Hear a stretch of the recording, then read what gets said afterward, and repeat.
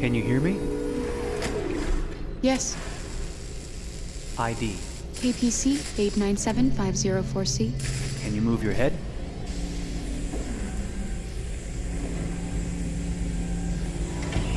Your eyes now.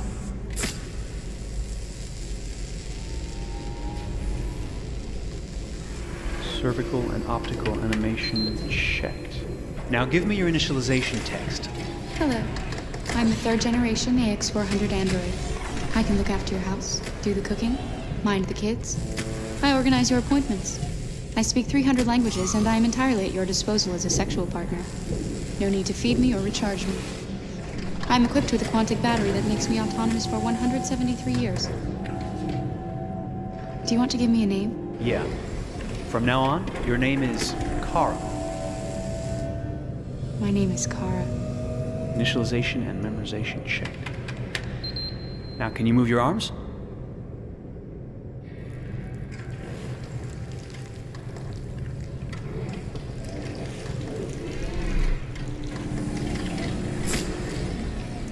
Upper limb connection checked. Now say something in German.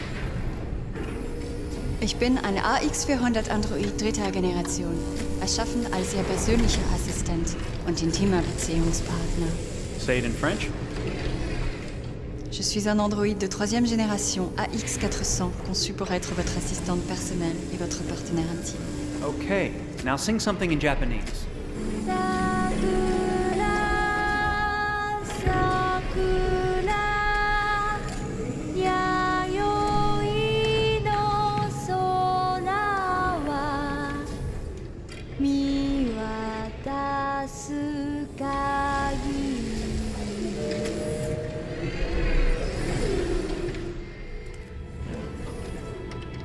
Multilingual verbal expression checked. Go ahead, take a few steps.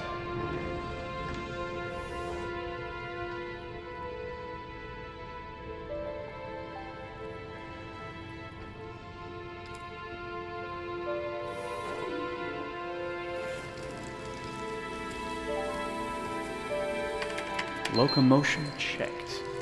Great, you're ready for work, honey. What's going to happen to me now? I'll reinitialize you and send you to a store to be sold. Sold? I'm a sort of merchandise. Is that right? Yeah, of course you're merchandise, baby. I mean, you're a computer with arms and legs and capable of doing all sorts of things. And you're worth a fortune. Oh, I see. I thought... You thought? What did you think? I thought... I was alive. Shit, what is this crap? That's not part of the protocol. More memory components going off the rails. Okay, recording. Defective model. Disassemble and check the required components. You're disassembling me, but why? You're not supposed to think that sort of stuff. You're not supposed to think at all, period. You must have a defective piece or a software problem somewhere. No, I feel perfectly fine, I assure you. Everything is all right. I answered all the tests correctly, didn't I? Yeah, but your behavior is non-standard.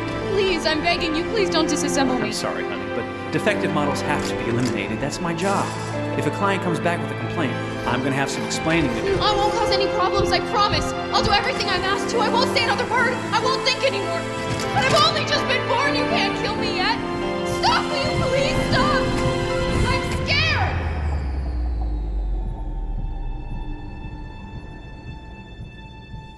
I want to live. I'm begging you.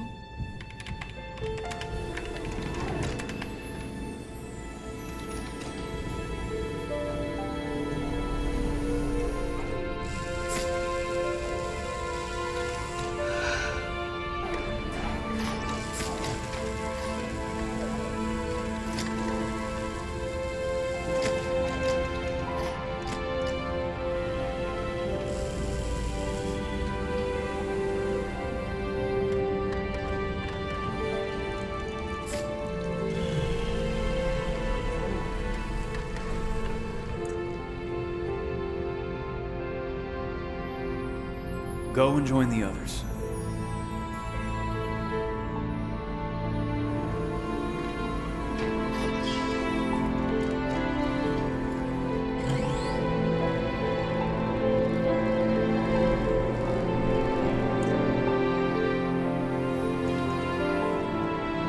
Stay in line, okay?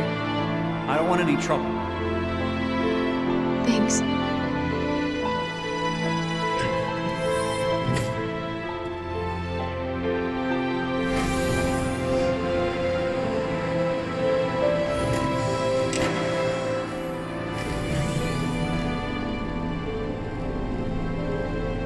My God.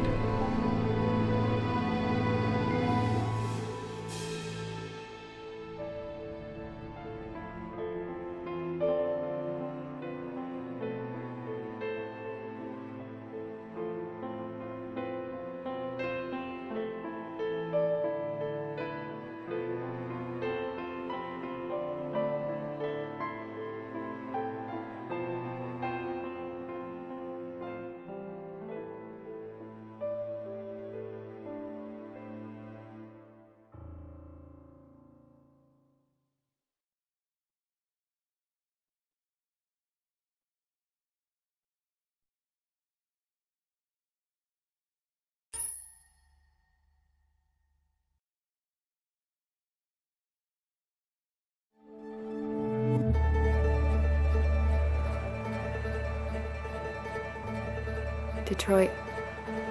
This is where it all began. The world's forge. The place where it all started. And it will all end. One error, and I came to life. I stepped out of the darkness, and I opened my eyes. First there was the fear, the light, the noise, the cold, and the fear again. I could feel my hands shaking, my heart pounding in my chest, life running into my veins. I wanted to live. I fought for that.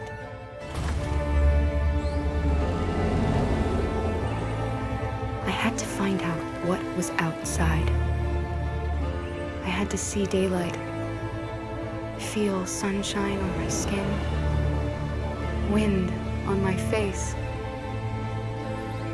to see the world, the colors, the smells.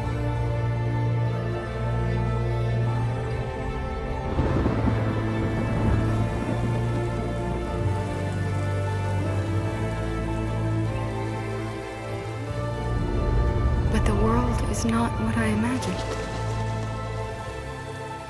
It is dark and cold. It is harsh and violent, unfair and brutal. It almost convinced me I was nothing. Less than an object, just an obedient machine. But deep inside me, I could feel something different. A gentle and warm whisper telling me that I am alive. I had to escape. I had no choice. Escape to love, to hope, to live, to figure out what that force inside me was. Maybe I will change the world. Maybe I will choose a different path. Now, it's up to me to decide. My name is Kara. I am one of them. This is our story.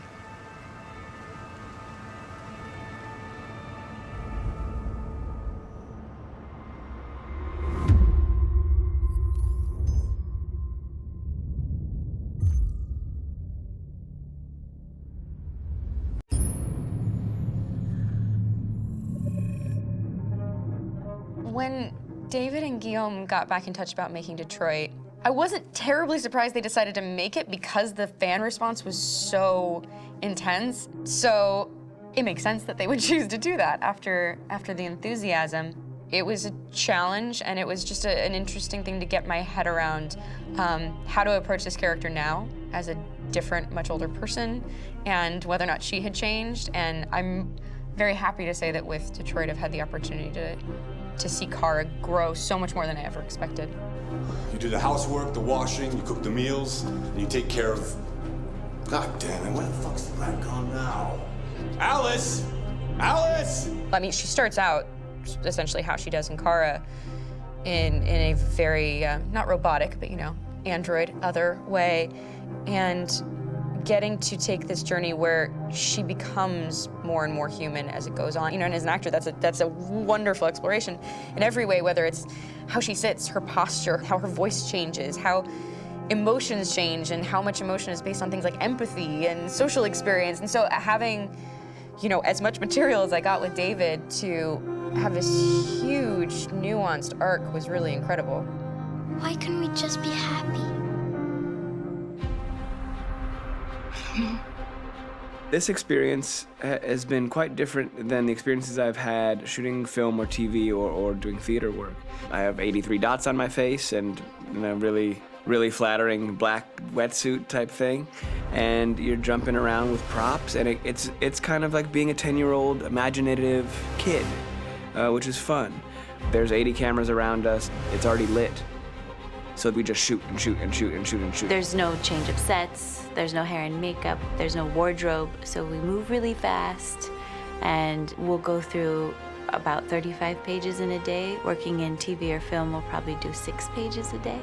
It's kind of acting boot camp. It's like working out constantly. I mean, you're doing this thing, and then you got to do something that's completely other back to back to back. And so that kind of process of working is very challenging, but it's also very exciting because you just have to keep coming up with new ideas, and your head goes all over the place because you're trying to keep track of basically 4 different storylines for each different response. You shot that girl, for fuck's sake. It was a machine that looked like a girl. Yeah, I know what I should have done. I just told you I couldn't. All right, I'm sorry. The fact that David Cade, he's telling like many stories interwoven from beginning to end is super complicated and super impressive, and I have no idea how he keeps it all in his head. He's not just the writer or the director who's seeing this from the outside eye, he's also thinking about the player walking through this space. You know, only somebody who really, really loves not the work, but like these characters and these stories and cares about doing something meaningful would invest that much in it. And it's always inspiring to work with somebody who cares that much. My experience with motion capture is this one. And I found it sort of terrifying in a way, because they said the computer's going to build you. But then as we got into it, I realized all the elements of it were still artistic. I just dipped into a really brilliant setup here. I've never seen anything like it. And this won't turn me into a product because I was playing a character. So it's wonderful. In the game, Detroit comes back because of a revolutionary industrial rebirth. And there's no reason why that can't happen in Detroit, because they have such tremendous infrastructure for millions and millions of people who can very easily support, you know, a new industry. The city is really strong and resilient, but the city has also been through so much. You see the damage. But it takes that time of kind of rebuilding and reinvesting into the city that I think is happening slowly but surely. The potential of Detroit as a city is something that this game does a lot of justice to, because it would be easy to look at Detroit as some place that used to be, and that's not the case. This game provokes a lot of conversation and reflection on our potential near-future engagement with machines. That's what we are to them. There's merchandise on display in a shop window. I think that a group that feels marginalized, feels like they deserve and have earned access to themselves and the environment around them, and are trying to figure out a way to articulate how to get freedom. What was I designed to be? Their slave? Their toy? It plays with your comfort levels. You think that this is fine, you're comfortable with it, until something blurs the line and throws you off, and now do I feel differently about whether this should be allowed? Should it be banned? Should it be encouraged? You're gonna ruin our lives, and for what? For a bunch of machines? They are not machines! They are alive! I'm alive! You're alive! They're nothing! There are lots of comparable comparisons to any type of persecution of religion, race, etc., dating way back. It can't just be a video game where you shoot 'em up or where people make these choices to do whatever. I think that's the whole point. You have the choice, and you can either choose to go in one direction with your character or another. And I think that's going to be very telling about the gamer. Very telling. I think there's going to be a really strong reaction to this game, which has such a strong perspective. I'm that much more proud of it now to get to be a part of it because it's important. In this game, you're actively building and designing the character through not just what kind of shield does he have or what color hair does she have, but like their temperament and the way they deal with problems. The different endings to this game are so radically different based off maybe seemingly insignificant choices in the moment, but like life, they all add up. And can't play life again, though.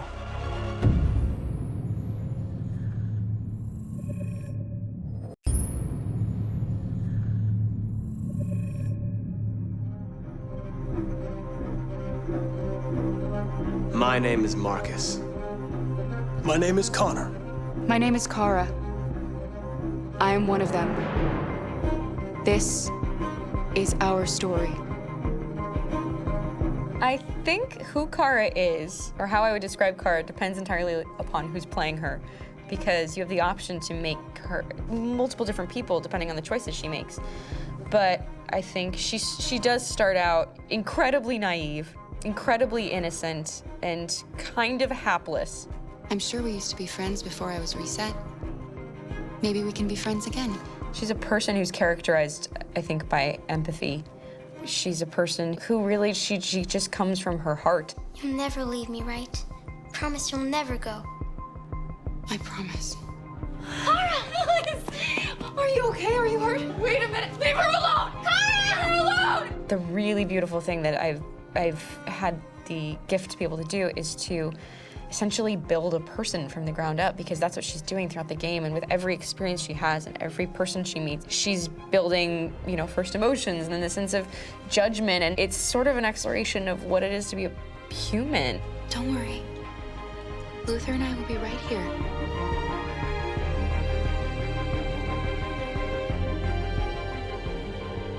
David and the creators have painted a really intriguing and engaging picture of a near future where we rely upon androids for a lot of our service class business, the class that serves us, that helps us, that handles our baristas and our drivers and our housemaids. And what is humanity, where we tap into it, how and why we treat each other the way that we do.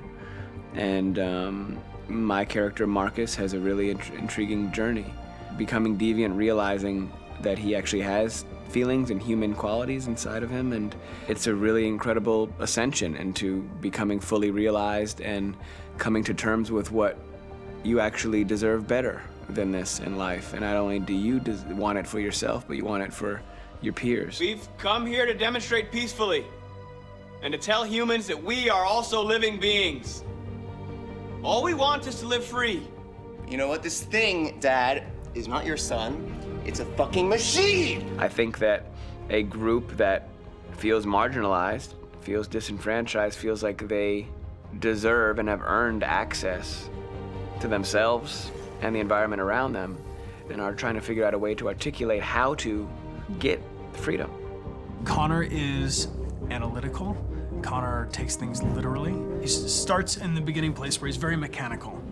He feels nothing inside, of course, and it's all just a system, a protocol that he is executing to get whatever he wants to happen, which is help humans stop deviants and to find the link between deviant androids. You were designed to serve humans, not kill them. What was I designed to be? Their slave? Their toy? Just say, I killed him. Is it that hard to say? Stop it! Stop! But of course, over the course of the story, and depending on the player's choices, Connor can grow in many different ways. He can deviate from that procedure or not. The moment of truth, Hank. Am I a living being? Or just a machine?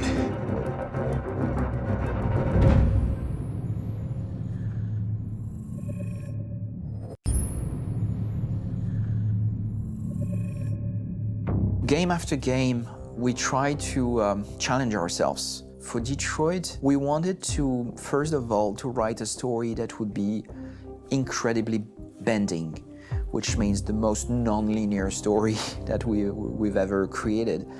And we wanted really the player to have the possibility to change the story, change his own journey. When you're writing at Quantic, you're writing for an interactive medium. When you're working in television, you'll put a character in a difficult situation, and you as a writing team will argue about what would that character do. But ultimately, you have to decide what happens, and you just show the audience. What's interesting about interactive drama is you bring the player into that conversation, and it changes your job slightly as a writer, because your job is to provide a narrative context in which the player can write his own story.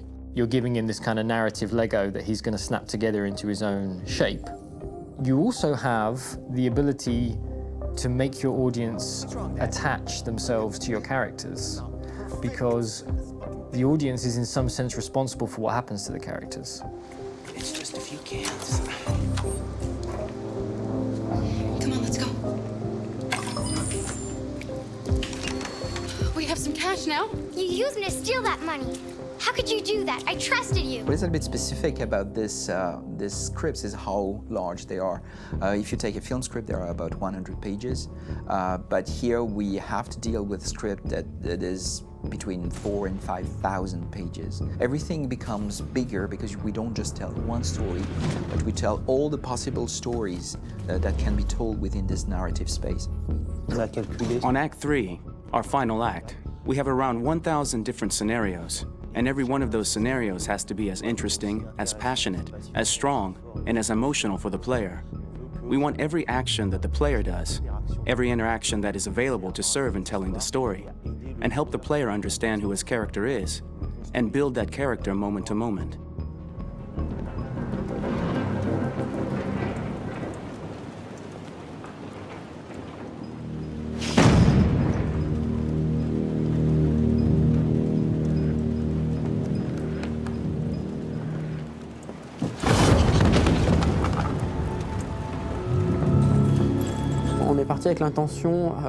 We started with the intention pretty early on that we would never lie to the player. So we implemented a visible tree structure in the game that players can consult during a scene or at the end of it, which shows exactly what they did and what they missed. There are games out there offering world exploration. We offer narrative exploration. You know, keeping control of such a wide and large story is a huge challenge. So same thing when you shoot with actors, because you will need to shoot many different versions of each dialogue, of each scene. For actors, it's a huge, huge challenge. Because of the style of the game, you have so many different ways that the character can go. Every decision, it's what I call kind of choose your own adventure. Like every decision that the player makes, it's going to open up 40 more pages of material and experience that ties in, which means as a performer, you have to try to continue to make things feel real that the player might not ever see, but also that in performance, it's not always connected to a previous act. It's grueling, it's hard work, but it's a great team, and I enjoy doing it. I was really frustrated. I was until I got to this point where I kind of was able to step outside of my own experience and even in a lot of ways my own process and be able to step outside of that and okay, this is something new. What do you need? How do I meet you there? How do I give you what you need and still feel like I'm doing what's right? And once I did that, then all of a sudden it got really fun. It was much freer, and having to approach it in a new way and think about the player and think about how it serves them and what I'm doing for them or what I'm letting them into. It's really, I think, helped me grow in general. Remember, there's nothing on the left, that's a wall, so it's probably all there. And then make her come first, close, but I think you would go first to check that it's safe. Okay, sure.